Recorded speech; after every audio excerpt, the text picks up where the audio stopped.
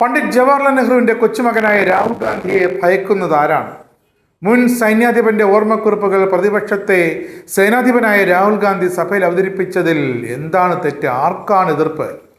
രാഹുൽ ഗാന്ധിയുടെ ആ വാക്കുകൾ കൊണ്ടുള്ള കനത്ത ആക്രമണത്തിൽ NDAക്ക് മൊത്തത്തിൽ മുറിവേറ്റത് മാരകമായിട്ടാണ്. അതിനുള്ള മറുമരുന്നായി പ്രതിപക്ഷത്തെ 8 MPമാരെ സസ്പെൻഡ് ചെയ്ത് പ്രതികാരം തീർത്തു. പക്ഷേ രാഹുൽ ഗാന്ധി ഉയർത്തിവിട്ട ആ ആരോപണങ്ങൾ, വാക്ശരങ്ങൾ, ചോദ്യങ്ങൾ അതൊക്കെ ലക്ഷ്യം വച്ചിരിക്കുന്നത് ഭരണവർഗത്തിന് നേരെ തന്നെയാണ്. ഭരണവർഗത്തിന് രാഹുൽ ഉണ്ടാക്കി വെച്ചിട്ടുള്ള മുറിവ് ഒരിക്കാലത്തും ഉണങ്ങുകയില്ല. രാഹുൽ ഗാന്ധിക്ക് വേണ്ടത് ഉത്തരമാണ്, കുറെ വിശദീകരണ മണ്ടത്തരങ്ങളല്ല.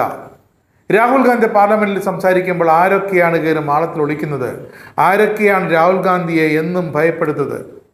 മുൻ കരസേന മേധാവി ജനറൽ MM നരവനെയുടെ പ്രസിദ്ധീകരിക്കാത്ത പുസ്തകത്തിലെ ചില ഭാഗങ്ങൾ സഭയിൽ വായിക്കാൻ അനുമതി നിഷേധിച്ചത് ജനാധിപത്യത്തിന് തീരാക്കളങ്കം തന്നെയാണ്.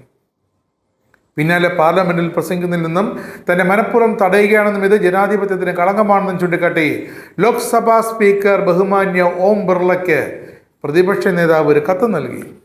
ദേശീയ സുരക്ഷയെ ബാധിക്കുന്ന കാര്യങ്ങൾ സംസാരിക്കുന്നതിൽ നിന്നും പ്രതിപക്ഷ നേതാവ് എന്ന നിലയിൽ തന്നെ തടയാൻ ബോധപൂർവമായ ശ്രമം നടക്കുന്നുണ്ടെന്ന് കത്തിൽ അദ്ദേഹം പറയുന്നു.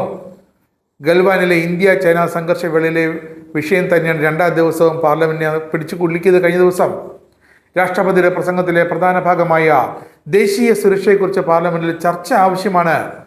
സ്പീക്കറുടെ നിർദ്ദേശപ്രകാരം രേഖകൾ സാക്ഷ്യപ്പെടുത്തി നൽകി. പക്ഷേ തന്നെ സംസാരിക്കാൻ അനുവദിക്കുന്നില്ലെന്നാണ് രാഹുൽ ഗാന്ധി പറയുന്നത്. സഭയിലെ ഓരോ അംഗത്തിൻ്റെയും അവകാശങ്ങൾ സംരക്ഷിക്കാൻ സ്പീക്കർക്ക് ഭരണഘടനാപരമായ ഉത്തരവാദിത്തമുണ്ടെന്ന് രാഹുൽ ഗാന്ധിക്ക് ഓർമ്മിപ്പിക്കേണ്ടി വന്നിരിക്കുന്നു. പക്ഷേ ഇതൊക്കെ രാഹുൽ ഗാന്ധിയുടെ വെറും ഓർമ്മക്കുറിപ്പുകൾ മാത്രമാണ്. അത് അങ്ങനെ തന്നെ നിലനിൽക്കും. ഭരണപക്ഷത്തിനിത് പിടിച്ചു നിൽപ്പിൻ്റെ കാലമാണ്. പ്രതിപക്ഷത്തിന് പ്രതിരോധത്തിൻ്റെയും.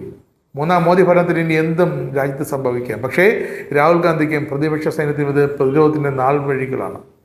8 പ്രതിപക്ഷ MPമാരെ സസ്പെൻഡ് ചെയ്താൽ ലോക്സഭ ശാന്തമാകുമെന്നും ഇഷ്ടമുള്ളത് മാത്രം ചർച്ച ചെയ്യാതെയും ചർച്ച ചെയ്തുമൊക്കെ പാസ്സാക്കാമെന്നുമാണോ ഭരണപക്ഷത്തിൻ്റെ തീരുമാനം? ഈ സ്പീക്കറിൽ നിന്നും പ്രതിപക്ഷം മാത്രമല്ല ജനവും നീതി എന്ന 2 അക്ഷരം പ്രതീക്ഷിക്കുന്നുണ്ട്. പക്ഷെ അത് കിട്ടുമെന്ന് ഉറപ്പില്ല. പ്രതീക്ഷയില്ലാത്തൊരു സർക്കാർ, പ്രതീക്ഷയറ്റ ജനം.